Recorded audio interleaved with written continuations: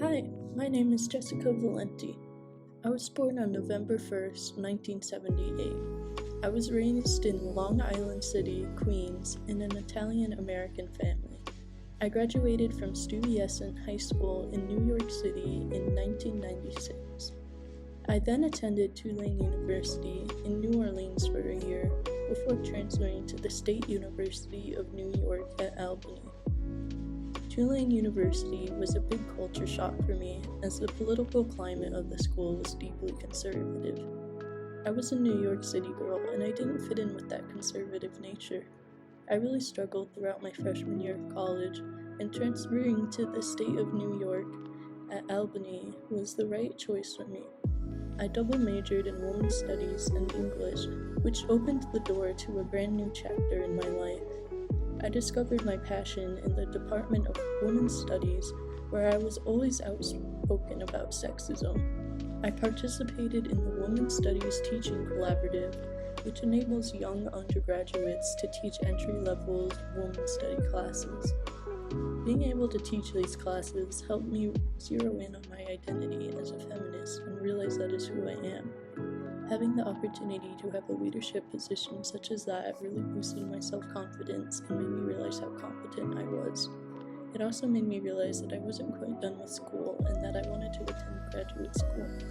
I earned a Master in Women's and Gender Studies at Rutgers in 2001, as well as a bachelor's degree in journalism.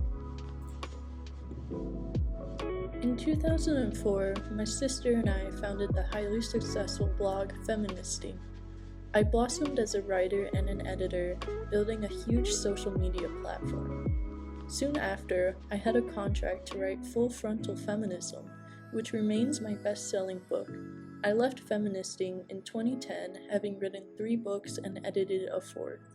I'm regarded as one of the most influential feminist voices of my generation by numerous outlets such as The Guardian US, The New York Times, The Washington Post, The Atlantic, and The Nation.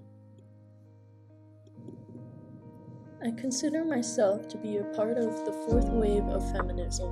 The 4th wave is, quote, decentralized and happening very organically. It's not just one platform that all feminists agree upon.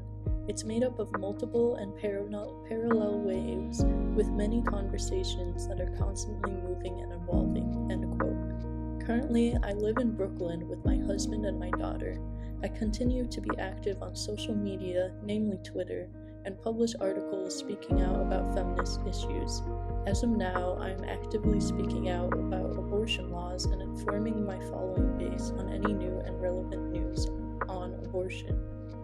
The books that I've published include The Purity Myth, Sex Object, Yes Means Yes, Full Frontal Feminism, He's a Stud, She's a Slut, and Why Have Kids?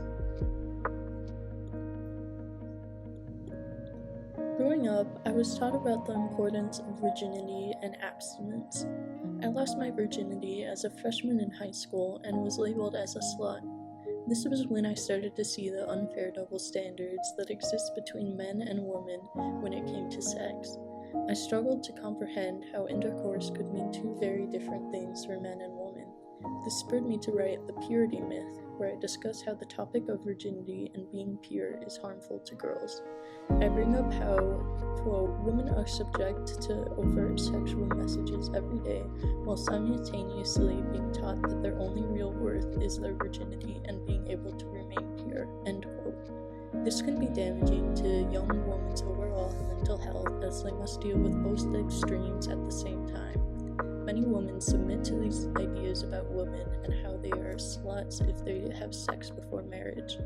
Because these ideas are so ingrained into society, they start to believe these lies and can question their self-worth. This same logic of virginity can be applied to many other scenarios dealing with women, such as having an abortion, not wanting to have children, etc. If women do not submit to the traditional ideals made up upon them, it can negatively impact their mental health and their self-esteem. Dismantling the patriarchy and letting women decide what they want is best for their bodies is the ideal scenario, and we are taking a step in the right direction.